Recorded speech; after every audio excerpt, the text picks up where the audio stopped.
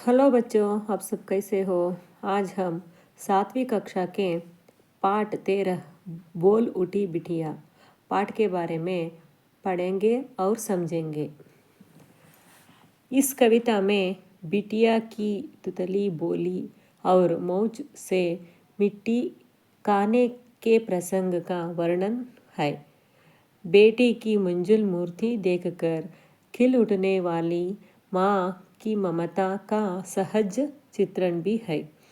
ಅಂದರೆ ಈ ಒಂದು ಕವಿತೆಯಲ್ಲಿ ಮಗಳ ಒಂದು ಬಾಲ್ಯದ ಭಾಷೆ, ತೊದಲು ಭಾಷೆ ಏನಿರುತ್ತೆ ಅದನ್ನು ನೋಡೋದು, ಮತ್ತು ಅವಳ ಒಂದು ಆಟ ಪಾಠಗಳು, ಮತ್ತು ಅವಳು ಮಣ್ಣಿನಲ್ಲಿ ಆಡೋದು, ಅಂತಹ ಪ್ರಸಂಗಗಳನ್ನು ನೋಡಿದಾಗ ಯಾವ ರೀತಿ ತನ್ನ ತಾಯಿ ಮಗಳ ಬಗ್ಗೆ ವರ್ಣನೆ ಮಾಡ್ತಾಳೆ.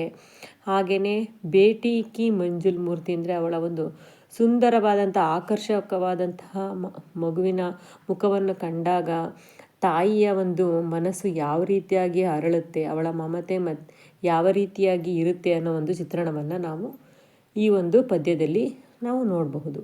ಇದಕ್ಕೆ ಸಂಬಂಧಿಸಿದಂತೆ ಈ ಒಂದು ಪದ್ಯವನ್ನು ಬರೆದಿರೋರು ಸುಭದ್ರಾ ಕುಮಾರಿ ಚೌಹಾನ್, ಹಿಂದಿಗೆ ಪ್ರಸಿದ್ಧ ಕವಿಯತ್ರಿ.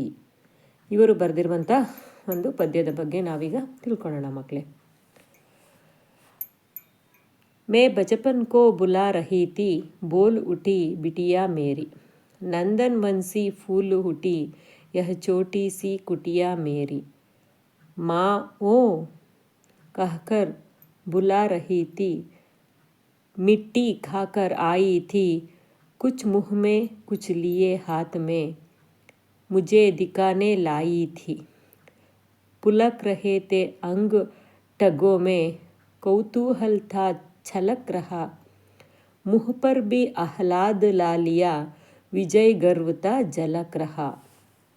ಇದರ ಒಂದು ಕನ್ನಡದ ಅರ್ಥವನ್ನು ನಾವು ತಿಳ್ಕೊಳ್ತಾ ಹೋಗೋಣ. ಬೋಲು ಹುಟ್ಟಿ ಬಿಟಿಯ ಅಂದರೆ ಮಗಳು ಮಾತನಾಡಿದಾಗ ತಾಯಿಯ ಮನಸ್ಸು ಯಾವ ರೀತಿಯಾಗಿ ಆ ಒಂದು ಮಗುವಿನ ಆಟ ಪಾಠ ಚಲನವಲನಗಳನ್ನು ವರ್ಣಿಸುತ್ತೆ ಅನ್ನೋದು.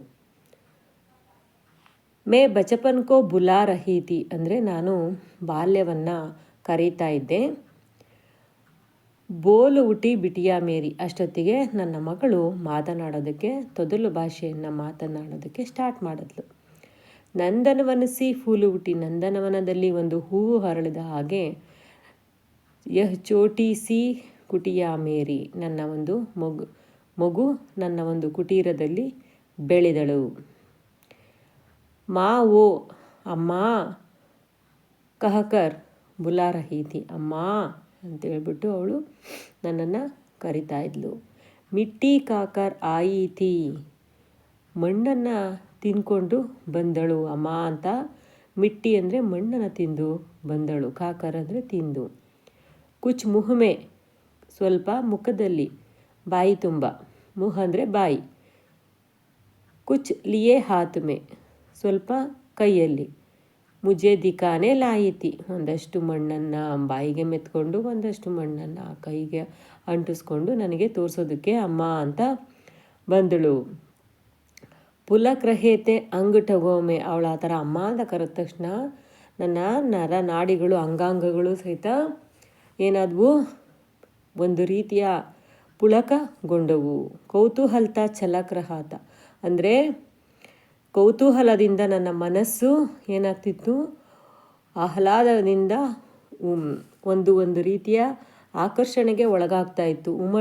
ಉಮಡ್ನ ಅಂತ ಕರೀತಾರೆ, ಛಲಕ್ನ ಅಂದರೆ ಉಮಡ್ನ.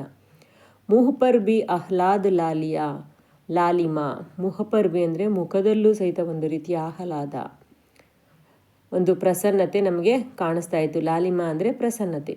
ವಿಜಯ್ ಗರ್ಭತ ಜಲಕ್ರಹ ಅಂದರೆ ನನ್ನ ಮುಖದಲ್ಲಿ ನನ್ನ ಮಗಳು ನನ್ನ ಹತ್ರ ಬಂದಾಗ ನನ್ನ ನರನಾಡಿಗಳೆಲ್ಲ ಕುತೂಹಲದಿಂದ ಒಂದು ರೀತಿಯ ಆಹ್ಲಾದ ರೀತಿಯಲ್ಲಿ, ವಿಜಯ ಒಂದು ಗರ್ವ ಸಾಧಿಸಿದಾಗ ನನ್ನ ಮನಸ್ಸು ಯಾವ ರೀತಿ ಒಂದು ರೀತಿ ಪ್ರಕಟಗೊಳ್ಳುತ್ತೋ ಆ ರೀತಿ ಅದು ಪ್ರಕಟಗೊಳ್ಳುವುದಕ್ಕೆ ಸಾಧ್ಯ ಆಗ್ತಾ ಇತ್ತು. ಅಷ್ಟು ನನಗೆ ನನ್ನ ಮಗಳ ಒಂದು ಆಟ ಪಾಠಗಳು ಇಷ್ಟ ಆಗ್ತಾ ಇದ್ವು ಅಂತ ಹೇಳ್ಬಿಟ್ಟು ಸುಭದ್ರಾ ಕುಮಾರಿ ಚೌಹಾನ್ ಅವರು ಹೇಳಿದ್ದಾರೆ. ಈ ಒಂದು ಕವಿತೆಯನ್ನು ಬರೆದವರು ಸುಭದ್ರಾ ಕುಮಾರಿ ಚೌಹಾನ್, ಹಿಂದಿ ಕಿ ಪ್ರಸಿದ್ಧ ಕವಿಯತ್ರಿ. आपका जन्म 1904 में ಅವರ ಒಂದು ಜನ್ಮ 1904ರಲ್ಲಿ ಮತ್ತು ಮೃತ್ಯು 1948ರಲ್ಲಿ ಆಯಿತು. ಅದು ಒಂದು ಕಾರ್ ದುರ್ಘಟನಾ ಹುಯಿ. ಆಪ್ಗಿ ಕಾವ್ಯ ಪಂಕ್ತಿಯ ಅಂದರೆ ಇವರ ಒಂದು ಕಾವ್ಯಗಳು ಹಲವಾರು ಇದ್ದಾವೆ. ಇವುಗಳನ್ನು ನಾವು ಈಗಲೂ ಸಹಿತ ಅವರ ಒಂದು ಕವನ ಸಂಕಲನಗಳಲ್ಲಿ ನೋಡಬಹುದು ಅನ್ನೋದು ಈ ಒಂದು ಪದ್ಯದ ಸಾರಾಂಶ ಮಕ್ಕಳೇ. Thank you.